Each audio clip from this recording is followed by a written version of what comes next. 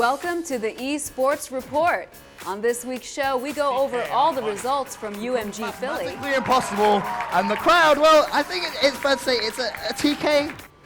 We have some big announcements about two upcoming tournaments. We get it mid-shot, that's going to make it 3-0. And I can tell you right. And Purge, Proofy, and Ultra David stop by to share their thoughts on what's going on in eSports. Hello guys, and welcome to the eSports Report. Over 140 Call of Duty teams met in Philadelphia this weekend for UMG Gaming's Elgato 20K. Now, the month of December saw several of the top teams shuffle their rosters in order to find that perfect mix of players, and Philly was each team's chance to prove that they made the right choice. During the tournament, J-Cap got revenge on his former team Optic, but others weren't so lucky. After leaving Team Caliber to join Envy, Goonjar fell to his old team in the losers bracket round 2. In another stunning turn of events, Optic Gaming fell short of top 8 for the second tournament in a row. COD personality Revan's squad, E-Girl Slayers, was the Cinderella story of the tournament when they surprised everyone with an impressive top 6 showing. But in the end, the finals were a familiar scene. It was Team Caliber taking on Complexity Gaming. Although the prize pool was smaller than when the two teams met up in the grand finals at MLG Columbus, the stakes were much higher as Complexity sought to prove that they were correct in replacing Clayster with superstar Karma. Team Caliber opened the series up with wins in both rounds of Strike Zone domination, and Clayster made sure to let his former comrades know about it. Definitely a decisive victory for them. I mean, you got to give it to them. Both teams played great, but TK on the money. Becomes mathematically impossible, and the crowd, well, I think it's fair to say it's a TK-based crowd, a little bit, and Clay, he's going to let Complexity know that maybe, just maybe, they made the wrong decision. Complexity wasn't deterred, however, and Karma had his turn to show off his talents at the end of round 6 of Search and Destroy. Don't lie. B-. Yeah, B-. That's the Karma with one with the 2B sniper rifle! And Aix is gonna let him know that's why they picked up Karma. Complexity absolutely dominated the early phase of Blitz and held on to the lead to take Game 3 and the series lead 2-1. Although the first round of Octane domination in Game 4 finished with a close score, Complexity's pace finally got the best of TK in the second half as Complexity completely outslayed their opponents. I mean, 14 deaths between them right now, and if you add over the other one, I mean, you have 19 deaths between these players, now 20. On the other side, you have, what, 8, 9? Yeah. Like, you know, and the scores reflecting on that one, Complexity, they are running away with this one. As the champions, Complexity walks away with $10,000 for their victory, and Caliber takes home $4K. Yeah, some interesting results there in that top 8. Now, guys, as a result of some of those disappointing placings, team changes have once again begun. Now, Optic was the first to announce that they were picking up Clayster to fill in for the retired big-timer. But then in shocking news later in the day, the roster had an empty seat as Scumpy announced he was leaving Optic to join the Boys in Blue on Envy. Here to tell us more about that move is the captain of Team Envious, Proofy. How is it going, man? Very exciting stuff going on today. I'm so excited. It's a day of big news in the esport. The rumbles has already started over Twitter in the past few days, and I just like seeing there and just reading it and laughing. And this is where you can actually officially get the news and hear what's going down. No he said, she said stuff. This is the official news here for Team Envious. And it's pretty big. It's absolutely enormous news. Optic Gaming, of course, big timer, announcing his retirement about 2 weeks ago. Now Scumpy being picked up by Envious. Talk to me, Proofy. I know both Optic and Envy had, I guess, performances at UMG that they were hoping better to be. They were hoping for a top 8 finish. Didn't happen there on the Optic side, and you guys wanted to make a roster change as well. Why Scumpy? Well, everyone knows Scumpy's just a Ginger Ninja. He's an absolute monster with raw gun skill, and you know, everyone loves Scumpy. Scumpy's a player that could just change the game with a matter of like one play. COD Champs, you saw the 3-piece in S&D, total game changer. You know, who knows if he was making plays throughout the entire game, but right there when it came down to it, Scumpy's just a playmaker and an absolute monster and can do nothing but make this team better. And, you know, we haven't officially announced the roster for Team Envious. Now, if Scumpy's coming over, what does that transition mean to the Envious lineup? Well, Rambo, which I am so happy to announce, will be coaching the Team Envious squad. So you got Rambo still a part of the team, guys. So all you Rambo fans out there, he's not leaving us. He's staying right here with us. You know, he came on the team wanting to do one thing, and that was to get championships for Team Envious. And with this roster and him coaching us, we're going to be able to do that. Now, of course, Merc came over to Envy at the end of Black Ops 2. Now Scumpy coming over from Optic at the start of Call of Duty Ghost. There's a little bit of history here, of course. Scumpy and Merc, of course, playing together, but you've played with Scumpy as well. For some of the newer Call of Duty fans, talk to me a little bit about that history and when you were last playing with Scumpy on a main stage. Last time I played with Scumpy on a main stage, well, the best moment with him as a teammate was definitely the Anaheim Blops 1 circuit, where we were able to make the 0-4 comeback in the finals. And I just got to say, the way that me and him are just, it was a slaying power. Just the fact that, you know, we could totally mess up a play, but the fact that we could just weasel our way out of it with our gun skill was just amazing to see all throughout the Blops 1 era with me and Scumpy. So to have him back on my team again and have him playing with me, I think is going to have such a great effect on our hype, such a great effect on our motivation to want to be the best again. And we're just so excited. Like, we were talking about this like all night. We're just like, oh man, I just want to scrim. Like, when can we scrim? Is everyone home? And I've never seen like all of us so anxious and so ready to play and just ready to show everyone we're the best.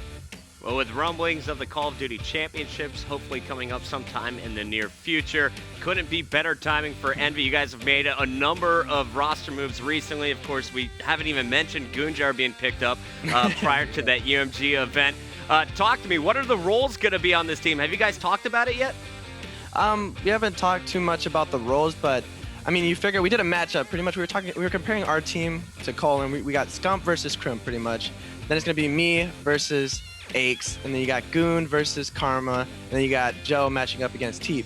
And we just figured, like, that's perfect. If you look at it, Puckett, that just seems like perfect roles. Like, that's a lineup right there. That's a matchup that I want to see played on main stage. I want to see who comes out on top. That is, it's exciting, man. I can't wait to see you guys play it. And speaking of it, when will we get a chance to see Envious playing with their new lineup for the first time? Well, with the weather issues, Joe hasn't been able to get home. He doesn't have his equipment here at my house, but he has been staying here. We're trying to play ASAP, but if not, I'm going to try to play a 2v2 tournament tonight. But whatever the case is, that will be live on the MLG.TV/Envy channel whenever we do announce what we're playing tonight, whether it's a 2v2 tournament or 4v4 scrims with the new squad, which I know you all really, really would like to see. And I really would like to get that out to you guys today. But we'll keep you updated, and that's what we really want to do. But if not, 2v2 tournament is what I'm going to do. I know there's that Game Battles 2v2 going down at 6 p.m. Eastern tonight.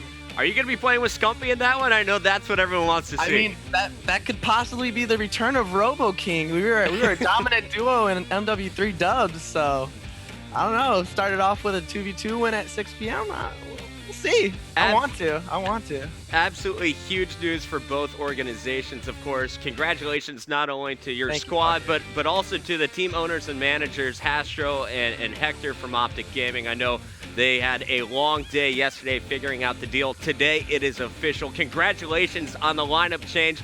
I know everyone, including myself, are super excited to see you guys play. And Proofy, I got to get this prediction, man. What is next for Envious from your lineup? Well, I decided to go ahead and step down as captain for the squad, and I'm allowing Merc to be the captain of this team. And for multiple reasons, I'm a soldier, you know. I like just killing people and just, you know, doing what I need to do in the game. And Joey, you know, he led the Optic Gaming Flops 1 team to many championships. And I just know that I want him to start that era, that dynasty here with Team Envious. And I trust him to be a very, very good captain. And, you know, he led 3 years of one of the most successful runs for a team. And I want him to do that here with me as his teammate and as one of his players. Wow, so not only some lineup changes, also handing over that captainship to Merc. So some big moves going down for the boys in blue. All right, Proofy, thank you for taking the time to come on to the Esports Report right here on MLG.TV. Sounds like some positive news from Proofy. It's looking like a really good roster. They're excited over there at the Envy House. Well, Puckett, what do you think about all of these team changes going on? Man, it's going to be interesting, but at the end of the day, you have to think that Optic Gaming and Envy just got stronger. With the addition to Envy, we're going to see, with the addition of Scumpy to Envy, we're going to see a much stronger slaying team. Optic Gaming, they're arguably the best search and destroy team if you look at them on paper. Parasite playing with Clayster, playing alongside Ricky, and then Nadeshot. That team is going to be unbeatable in search and destroy if they can get their chemistry down and play well. You have to feel, though, for teams like Curse Las Vegas and TK, they just started growing something. They were building on some momentum, and to lose two of your superstars, it's really going to just be a big hit to those squads. I hope they're able to bounce back and see similar results. TK, they've been in the top two of the last two tournaments. The question is, will their new fourth be able to get them there a third time? Sounds like some real variables going into 2014. And Puckett, wasn't there just one more piece of Call of Duty news that was announced today? Yeah, just a little big one. All right, here we go, guys. Activision announced that once again, they will be hosting the Call of Duty World Championships. The tournament will see the world's top teams competing for another $1 million prize pool in Los Angeles. This time, it's going down March 28th through the 30th. Regional qualifiers will be hosted by Major League Gaming, Gfinity, and ACL Pro. The top performing teams from 6 different continents will earn invitations to the championships. For those of you without an Xbox One, don't worry, the qualifiers will still be on Xbox 360. However, the grand finals will be the first tournament to feature Xbox One. As more information comes out, make sure to check out callofduty.com eSports to stay on top of the latest news. So exciting. This is definitely the biggest tournament of the year. Oh, for sure. Now, you know, last year the top 5 was made up of entirely North American teams, so it's going to be interesting to see how the rest of the world fares. You know, there's some good teams over there in Europe right now. I think they could put up a fight, but top 5 in NA, still looking strong at this point. Well, we're going to see all of this action right here on MLG.TV. You could also watch it on Xbox Live. Totally looking forward to that. And before we head over to the break, we've been asking the PlanetSide 2 community to submit their best clips. We've been pouring over hundreds of these new submissions, right, Puckett? Yep. And we now have your clip of the week, so take a look. It's a good one.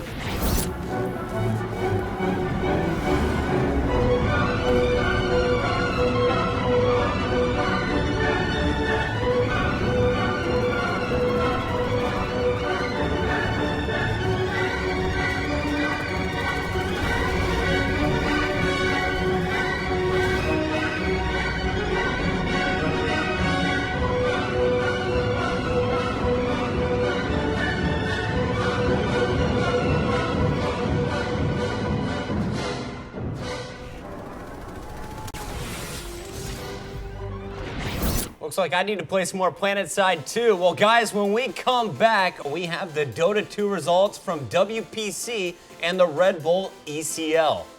Purge stops by to talk about his new team, Zephyr, and we take a look back at the career of legendary Call of Duty pro player, Big Timer.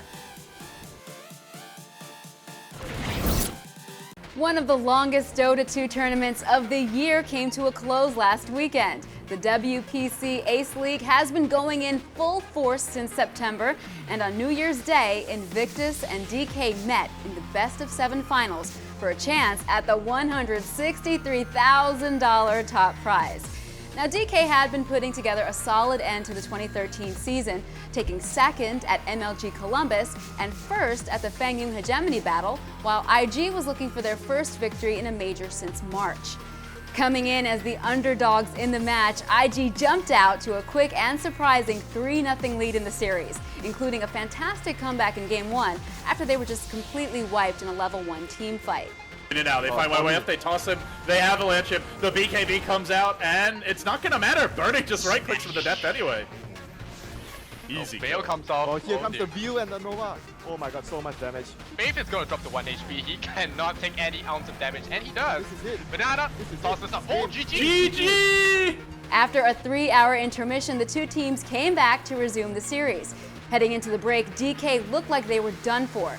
Down 3-0, they rallied back to take the next 4 games to win the series 4-3. Just one short week after the two teams met in the WPC finals, Invictus and DK would meet again in the finals of the Red Bull eSports Champions League. Looking to avenge their heartbreaking come-from-behind loss, IG came out on fire. IG looked to set the tone in Game 1, pushing strong and taking a massive tower advantage. DK finally got their first tower about 28 minutes in, but were almost completely wiped right after. IG held on to their huge advantage and took a 1-0 lead in the series. In Game 2, IG support heroes went nuts, roaming the map and making plays. DK tried to respond with some roaming of their own, but were shut down for the most part, and IG cruised to a 2-0 victory in the series. Invictus Gaming getting their revenge here at the Red Bull ECL, but at the end, Team DK did win the biggest prize pool. 163,000, not too bad of a day. Just a little bit more, you know? All right. Earlier this week, another big announcement rocked the Dota 2 world. After his team 4 Hour Utopia disbanded, William Blitz Lee formed a new squad with some very familiar faces. The new team, Zephyr, consists of Blitz, Sexy Babo, Eosin, Corey, and Purge. Now, Purge was kind enough to stop by the studio to talk about the team, their new manager, and his transition from caster to player. Let's check it out. My name is Kevin Purge Godek, and I'm currently playing for Team Zephyr. In the past, I was mostly known for my YouTube channel as well as some casting, but I kind of felt like going in a new direction because I was feeling like I was stagnating a little bit. So I had the opportunity to travel to Korea and join a pro team, so I figured why not, basically. It's something that I've been kind of wanting to do, but not something that I really had the opportunity. And at least in the Western scene, I've been playing a little bit amateur the last few months, but it never really something this big. So it really felt like I could pass this opportunity up. The reason I haven't played competitive for very long or in the past is because I wasn't really good enough, and you could argue that I'm still not good enough for the actual pro scene, but the Korean scene is a lot weaker on talent and strategy, so it's definitely something that I can compete in and excel in. It's very easy to watch VODs or watch streams of somebody else playing and to see mistakes that they make, but when you actually have to sit down and make the decisions yourself, it's a lot more difficult. So by watching the streams, I was like, oh, these teams suck, but once you start playing against them, they get advantages over you, and sure, you might be able to beat them in the end, but it definitely isn't as one-sided of a situation as you thought it would be. I wouldn't necessarily say that the Korean playstyle is very different than the West or the East. Dota's too dynamic in my eyes to have real big playstyles. Like, people do pushing strats, or maybe they'll do heavy ganking strats, but you can maybe argue that they don't play certain heroes very often, like Chen or Enchantress. Not very few Korean teams play, but I'm sure that stuff will change as they get more and more experience.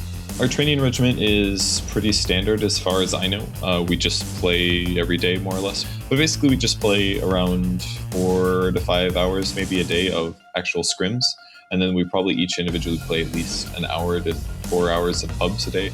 And that might include streaming or whatever else. So we still play a lot of Dota, and I don't really think anyone's getting burned out. And once in a while, we'll just hop into other games or all hang out. And we all always go get meals together and things like that. So we spend a lot of time together. It's really fun. Since moving to Korea, I think the biggest culture shock is just absolutely not knowing anything about the language. I've traveled a little bit growing up. I did 3 months in the UK for an internship in college, and I went to the Czech Republic and a little bit of Mexico as well. But this is the first time where I've been in a country where I absolutely spoke none of the language. So it's been kind of tough just going to restaurants and not knowing anything to say. You don't even know how to order, or you just point to stuff, and it's pretty simple like that. I'm not entirely sure how fast Korea will catch up to the rest of the Dota 2 scene. It's very difficult to tell, I think. At the very least, it doesn't seem like there's that many teams competing at the moment, so maybe the player base isn't super large. I have no idea what the numbers are like. But just from what I've seen so far, they've definitely gotten very good very fast. But regardless of that fact, I do see the full Koreans actually getting pretty good pretty fast, and I think that within less than a year or two, I could see a top Korean team. Team Zephyr is currently competing in the NSL Season 3. We ended up qualifying by going 2-0. So there's only 8 teams left, basically. And I believe it's all best of 3s. If we get through the round of 8, then it's losers bracket as well. So we should have a really good shot at making it to the finals after that point. All you fans out there in the magical land that is esports viewership, Mr. William Chobra Cho basically sent out a tweet asking for a manager, because we previously had one, and it ended up falling through, and nobody responded to his tweet, which I'm not too surprised of. He asked for somebody that spoke Korean, English, and did not smell. Apparently, it's really hard to find. But eventually, a fan, I believe, referred, basically said, why don't you ask this guy? And Will looked into him and was like, I don't think this guy looks like he has a job already. And then he ended up responding and said, oh, actually, if I have some free time, I'd be willing to help you guys out. So we're like, all right. And he's been fantastic so far. He's been doing a really nice job. really on the ball. We're absolutely happy with him. So it's really glad that we found him. He might not be permanent, but for now, he is our current manager, and we're very happy to have him. The chances that Zephyr will make it into TI4, I think, are very low, honestly. I'm sure that we'll increase a lot in skill level over the course of the next couple of months, and I think there's a good shot that we could play in the qualifiers, but I would be really surprised if we could beat a more or less top-tier Chinese team, because if you think about the way it works, I mean, there's 16 teams in TI, 14 are probably going to get invites. That leaves at least maybe 1, 2, maybe 3 really good Chinese teams that might not be the best in the world, but they're definitely extremely good. And whether or not we can beat those guys is up in the air. So we'd love to play in the TI4 qualifiers, but I don't really know if we're going to win them. I'd be really surprised, to be honest. All right, a little interesting fact about both Wilcho and Kevin. Both of them were once casters right here at MLG. When we come back, we have Ultra David sharing some tips for pro players about contract negotiations. An LLC itself is going to have debts. Big Timer talks about his legendary career. People are waking up, you know, they're hopping online. And we have the top 5 plays from UMG Philly.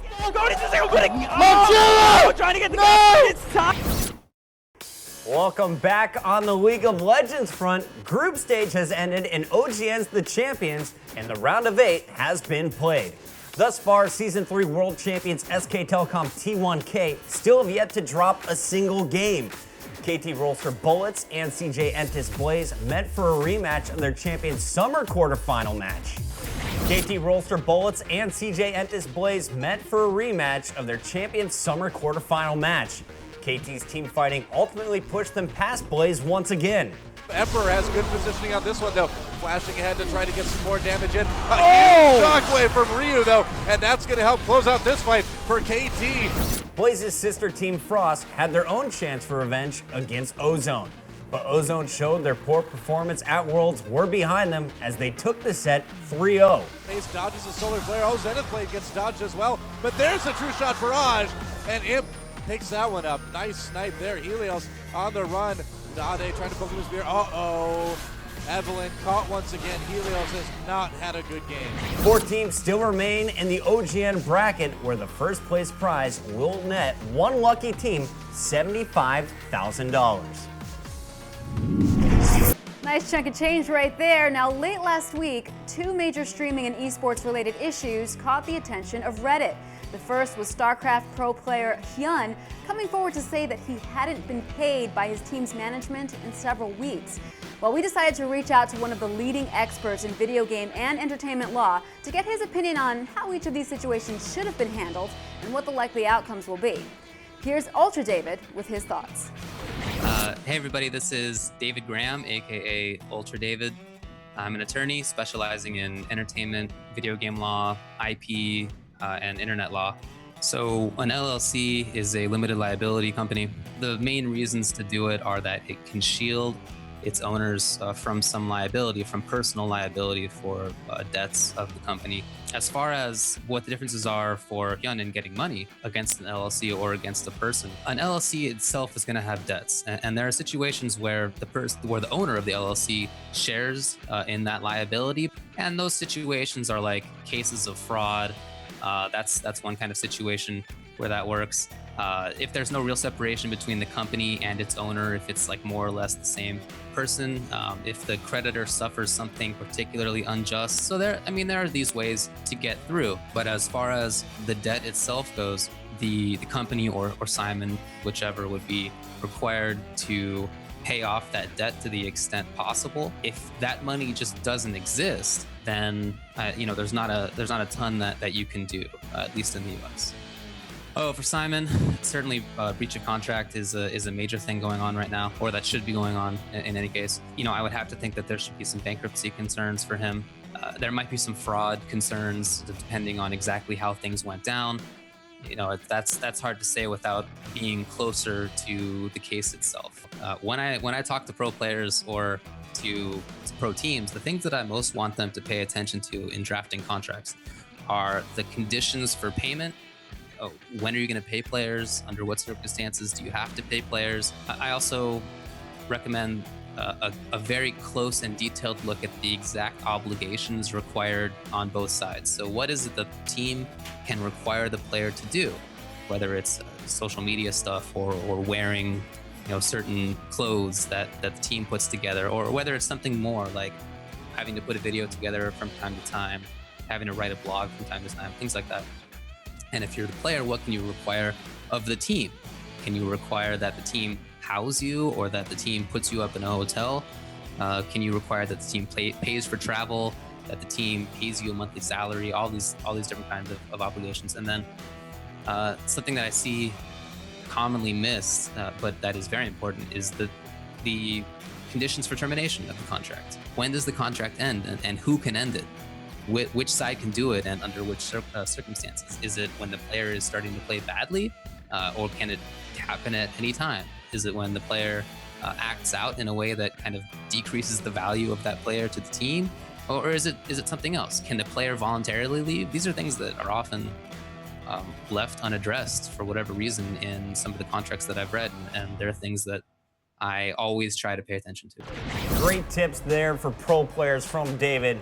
Gotta appreciate him taking some time and teaching some of the youngsters out there. Absolutely. Cross your T's, dot your I's. Good guy there. All right, guys, make sure to check out the website, dpgatlaw.com, for more information. Now, moving on, our second big announcement will also please the Starcraft 2 fans of the world. Very pleasing. We are so happy to announce that Starcraft is returning to MLG. Starting January 19th, MLG will host the Game On Invitational, where $5 grand in prizing will be up for grabs. There'll be 12 players from North America invited into the tournament, and 4 more will be voted in by the community. The event's going to be cast by Cats and Destiny, 2 players that many of you should definitely be familiar with. Cats and Destiny on the mics, gotta love that. Additionally, guys, we can also reveal that Starcraft will be on site at the MLG Spring Championship in Anaheim. This competition will once again feature the infamous open bracket, so we're gonna see one massive battle again for SC2. It's going to be a fun time. I like it. All right, now it's time for the top 5 plays from UMG Philly. Take it away. Ladies and gentlemen, welcome to the eSports Report Top 5. I'm Chris Puckett, counting down the top 5 plays from UMG Philly at the Elgato 20K. Here we go at number 5. It is Nameless from Curse Las Vegas going up against Complexity, and check out his ace here on Octane. Not his best performance, but Nameless trying to pick up that slack, 7-4. But again, look for him to really try and motivate this team to bring them back to search and destroy. Nice job by Nameless at getting 2 kills around here. That's 2 members of Complexity down. Guys of Curse showing a little bit of life here. They do have 1 guy, and Nameless is actually able to get 3 kills here. Will he be able to get the ace? The last guy's going to be top pawn, and I think he smells it. He's like, I think if I'm a guessing man, that he's probably somewhere up there. Nameless going to see him, and Nameless is going to pick up all 4 kills that round. He picks up the ace.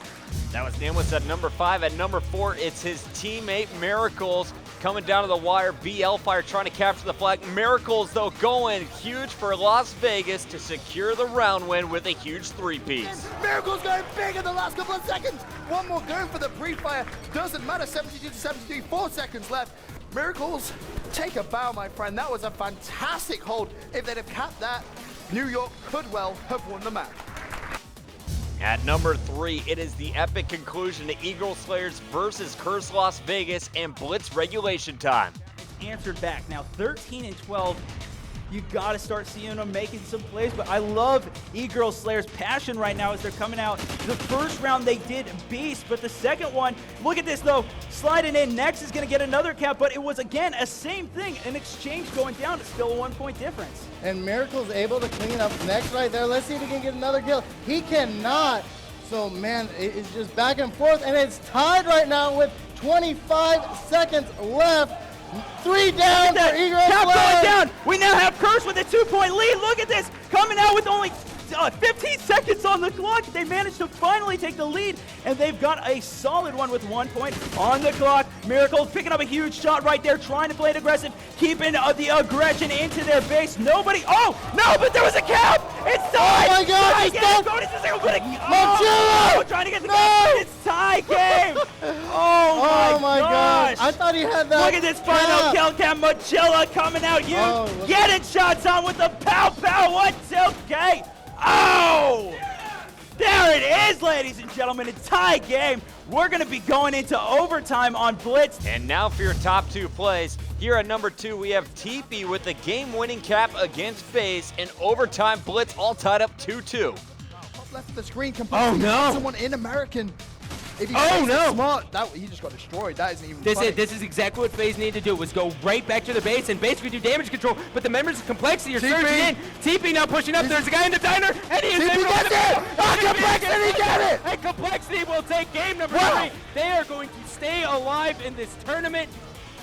Wow. And the number 1 play of the tournament was the defensive stand by FaZe in Blitz before overtime. FaZe, they forced it with this play. Huge moves out of Classic and the rest of the FaZe lineup. Oh my god, fantastic play. He died on the side, but watch out, Complexity have one player going around the outside. Who is this? TP. Looks like he's going to try and put a stop to the FaZe parade. CJ Cap, there's one. 10 seconds remaining. There's 2. No. This could be huge from TP. 8 seconds left. There's going to be 3. Oh, TP's out of 5 seconds left. There's 4. This is no. Garbage No. He doesn't get it. Huge defensive plays by FaZe. What have we just seen? Oh my god. How many kills did he just get there? Oh my god, this is the game of the life. Look at this. His feet were in there. His tiny little feet. Guys, that's going to do it for this top 5. For more awesome Call of Duty action, make sure to check out our YouTube channel, youtube.com/MLG and official MLG COD. Prior to UMG Philly, Optic Big Timer announced that he'll be retiring from active competitive play. While he does plan to stay on and coach Optic Gaming, his move away from the controller ends one of the most storied careers in the game. We were able to catch up with him last weekend to find out more about his history with the Call of Duty franchise and what's in store for him next. I grew up in a small town called Marktree, Arkansas. My graduating class was 35 people. Well, it was supposed to be 35 people, about 4 people didn't show up. So there were 31 people that ended up going to my graduation town of about 2,800 people now. I actually just got back from Christmas break, so I get a lot of tweets even after today, like, Big T, you played really well this weekend. Like, why are you retiring? You still got gas in the tank. It wasn't really a point that I thought, I can't compete anymore or anything like that. It's to the point where competitive Call of Duty, if you want to be the absolute best, and I mean like winning these tournaments, not getting top 12, top 16 like we've been doing, it requires 24/7 effort. Like, players today play so much more than they used to. When I was winning all these tournaments in Call of Duty 4, Modern Warfare 2, people are waking up, they're hopping online, playing a tournament for the day. Once they're done with the tournament, they'll start doing scrims. Once they're done with their scrims, they'll fill in scrims with another team. Once they're done with that, everybody goes to sleep. They'll start playing late night 8s, and they're up to like 3 or 4 in the morning, and they're literally playing for like 13 or 14 hours a day, just on a random day, not even leading up to a tournament. And that was something that, I have been doing for years and years and years. And once we moved into the Optic House, I started, dabbling and exploring in YouTube and live streaming. And I have a lot of fun, like, entertaining people. I have a lot of fun playing other games that I have fun with, and other people really enjoy it too. I've been told over and over again, like, Big T, let's see you play some more Minecraft, man. We love that series you did with Syndicate. Or let's see you play Grand Theft Auto. That was really fun. And it came to a point where I was like, how can I balance all of this? How can I do this stuff for these guys and compete and win at the same time? And it was a point where I had to say, which one of these paths do I want to take? And so I decided, since I've been doing this for 4 or 5 years straight, only focused on solely competing, that I wanted to open up another door, try this whole entertainment thing, if you will, and see what I can do with it, while also staying involved in the scene and coaching the guys. I didn't want to leave it completely. This is my home. This is what changed my life for good. So there's no way I'm leaving out. I know a lot of people think it's like a death wish or something, and I'm going to leave forever. They're never going to see me. That's not it at all. I'm going to be around more than ever. So if anything, people are going to get more sick of me now than ever. 2014, the plans are to be streaming more, doing more YouTube content, and obviously still coaching the boys to hopefully another championship here. It's going to be taking up a lot of the time. Still going to be living in the house in Chicago, so hopefully it opens up a few more doors for not only myself, but everybody involved in the scene. Hopefully this thing just keeps rolling. A well-respected veteran in the game, we wish him so much luck. Yeah, good luck, Big T. Looking forward to what he has coming up next. Well, that about wraps it up for us this week. Yeah, guys, but make sure you are tuning in to the Dota 2 Champions League Finals this weekend, as well as the Land Trek event. They will be hosting a major CSGO competition in Finland. Meanwhile, Defend the North will see some familiar faces right here in New York City from the fighting game community. So much to watch, so much to see. Guys, thank you so much from everyone here at MLG for watching. We'll see you next Thursday at 7 p.m. ET right here on MLG.tv.